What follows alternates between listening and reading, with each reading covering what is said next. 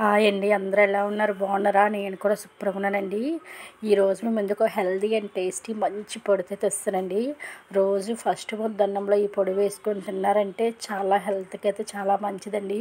Video అయితే ఎక్కడ skip చేయకుండా మిస్ చేయకుండా లాస్ట్ వరకు చూడండి. ప్రాసెస్ అంతా మీకు అర్థమవుతుంది. చూసారు కదా, నేను ఒక బౌల్ కరివేపాకు అయితే తీసుకున్నానండి. ఈ కరివేపాకుని అయితే శుభ్రంగా కడిగేసుకొని తడి అనేది అస్సలు ఉండకూడదండి. తడి అనేది ఉంటే పొడి అయితే పాడైపోతుంది, అస్సలు నిలవ అయితే ఉండదు. అదైతే మీరు బాగా గుర్తుపెట్టుకోవాలి. ఇప్పుడు ఈ కరివేపాకుని అంతా మనం తడి అనేది లేకుండా ఆరబెట్టేసుకుందాం. ఆరబెట్టుకున్న తర్వాత నెక్స్ట్ వీడియో అయితే చూద్దామండి. మీలో కరివేపాకు పొడి అంటే అందరికీ ఇష్టం, నాకు కామెంట్ సెక్షన్లో కామెంట్ చేయండి. ఒక్కసారి నా స్టైల్ ఇలా చేశారంటే మీ ఇంట్లో ప్రతిరోజులే చేయమని అడుగుతారండి.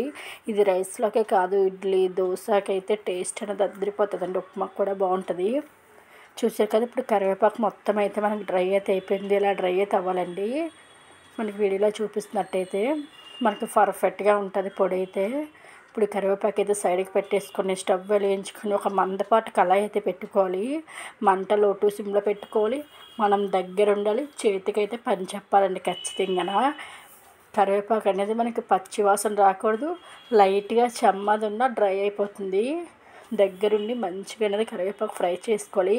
కరివేపాకు ఫ్రై అవుతున్నప్పుడు కూడా మనకి స్మెల్ అయితే వస్తుంది, అదైతే మీరు గమనించండి. కరివేపాకు అస్సలు మాడకూడదు. కలర్ అనేది చేంజ్ అయిపోద్ది, మాడితే మనకి గ్రీన్ కలర్లో అయితే రాదండి. చూసారు కదా, మంచిగా కరివేపాకు అయితే ఫ్రై అవుతుంది. మంచి స్మెల్ కూడా వస్తుందండి కిచెన్ అయితే. మన వీడియోస్ నచ్చితే ఒక లైక్ ఇచ్చి సబ్స్క్రైబ్ చేసుకోండి. పక్కన బెల్ సింబల్ ఉంటుంది, అది కూడా ప్రెస్ చేయండి. మన వీడియోస్ పెట్టిన వెంటనే మీకు నోటిఫికేషన్ అయితే వస్తుంది. మీకు ఎటువంటి వీడియోస్ కావాలో ఎటువంటి బ్లాగ్స్ కావాలో నాకు కామెంట్ సెక్షన్లో కామెంట్ చేయండి. చేయడానికి అయితే నేను తప్పకుండా ట్రై చేస్తాను. ఇంకా మేము ముందుకైతే మంచి మంచి వీడియోస్ అయితే తెచ్చేస్తాను. చూసారు కదా, కరివేపాకు అనేది మంచిగా మనకైతే ఫ్రై అయితే అయిపోయిందండి. ఇప్పుడు ఈ కరివేపాకు అంతా మనం ఒక ప్లేట్లోకి అయితే వేసేసుకుందాం. ప్లేట్లోకి వేసేసుకొని నెక్స్ట్ అదే కళాయి పెట్టుకోవాలండి. పెట్టుకొని ఏమైనా చిన్న చిన్న స్పాట్స్ లాంటివి ఏమైనా ఉంటే అవన్నీ క్లీన్ చేసేసుకోవాలి ఒక క్లాత్ తోటైనా. మనకి వీడియోలో చూపిస్తున్నట్టుగా. చూసారు కదా, కరివేపాకు అయితే చూసారు కదా ఇలా ప్లేట్లో అయితే వేసేసారండి. మంచిగా ఫ్రై అయితే అయింది. చూసారు కదా, కలర్ అనేది మనకి చేంజ్ అవ్వలేదు. ఇప్పుడు ఈ కళాయి కూడా మనకి హీట్ అయితే ఉందండి. ఇప్పుడు ఇందులోనే ఒక స్పూన్ నెయ్యి అయితే వేసుకోవాలి. నెయ్యి నచ్చదు అనుకుంటే ఈ ప్లేస్లో మీరు నూనె కూడా వేసుకోవచ్చు, కానీ నెయ్యి వేస్తే టేస్ట్ అయితే బాగుంటుంది. నెక్స్ట్ ఒక 2 స్పూన్లు శనగపప్పు వేసుకోవాలి. శనగపప్పు కూడా మనకు లోపల వరకు మంచిగా అయితే ఫ్రై అవ్వాలి. ఇందులోనే ఒక స్పూన్ మినపప్పు కూడా వేసుకోవాలి. చూసారు కదా, శనగపప్పు మినపప్పు అనేది మంచిగా ఫ్రై అవుతుందండి. మనం నెయ్యిలో అయితే ఫ్రై చేస్తున్నాం కదా, మంచి స్మెల్ కూడా వస్తుంది. నెక్స్ట్ ఇందులో ఒక స్పూన్ జీలకర్ర అయితే వేసుకోవాలి. 2 స్పూన్లు ధనియాలు వేసుకోవాలి. నెక్స్ట్ ఒక 6 నుంచి 8 వెల్లుల్లి రెబ్బలు అయితే వేసేసుకోవాలి.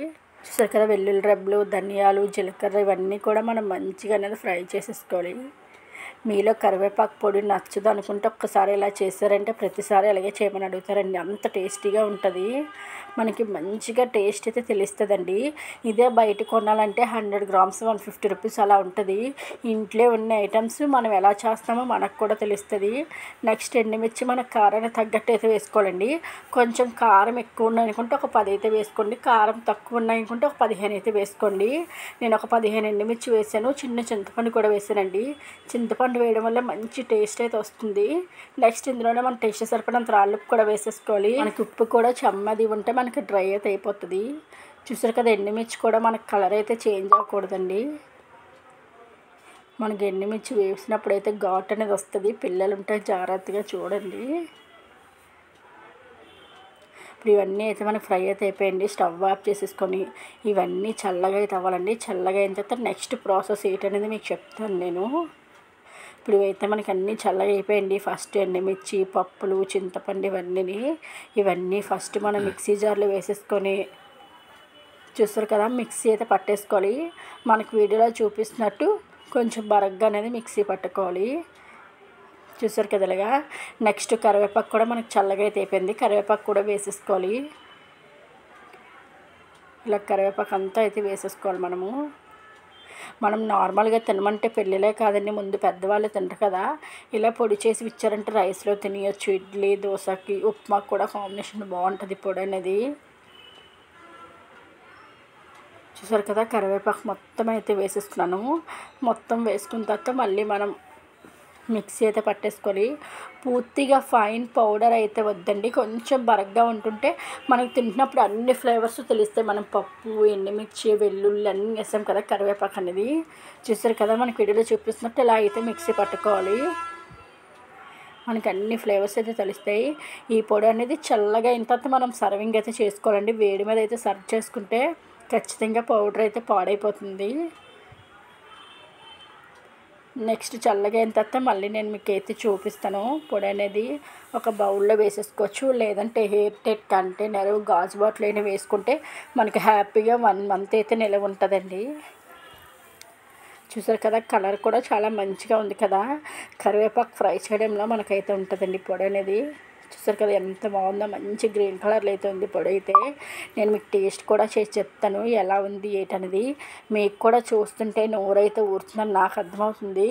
ఇంకెందుకు లేటు, ఇంట్లో అయితే కరివేపాకు ఖచ్చితంగా ఉంటుంది కదా. ఇలా పొడి చేసుకొని టేస్ట్ చేసి ఎలా ఉందో నాకు కామెంట్ సెక్షన్లో చెప్పడం అయితే మర్చిపోవద్దు. మీరు ఏ ఊరి నుంచి వీడియో చూస్తున్నా నాకు కామెంట్ సెక్షన్లో కామెంట్ చేయండి. మన వీడియోస్ ఎక్కడి వరకు రీచ్ అవుతున్నాయని మనకు తెలుస్తుంది. చూసారు కదా, రైస్ అయితే చాలా వేడిగా ఉందండి. ఒక 2 స్పూన్ల పొడి వేసుకొని ఇందులో నువ్వుల నూనె వేసుకోవచ్చు, నెయ్యి వేసుకోవచ్చు, లేదంటే నార్మల్ నూనెని వేసుకోవచ్చు. నేను నార్మల్ నూనె అయితే వేసుకుంటున్నానండి. ఇప్పుడు మిక్స్ చేసుకోవాలి. రైస్ అయితే చాలా వేడిగా ఉంది, కాలిపోతుంది.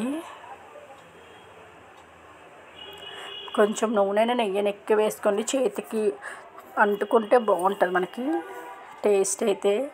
ఫస్ట్ ముద్ద అయితే ఆల్ యూట్యూబ్ ఫ్యామిలీకేనండి. అందరూ చేస్తారు కానీ ఒక్కసారి నా స్టైల్లో చేసి చూడండి, చాలా బాగుంటుంది. చూస్తారు కదా ఎంత బాగుందో కదా. ఇంకా అలా నోట్లో పెడుతుంటే మనకి అన్ని టేస్ట్లు అయితే తెలుస్తుందండి. మనం పప్పు, వెల్లుల్లి, చింతపండు అది వేసాం కదా, మనకి టేస్ట్ అయితే మామూలుగా లేదు, సూపర్గా ఉంది. నేనైతే ప్లేట్ ఖాళీ చేసేస్తాను. Okay friends, bye bye.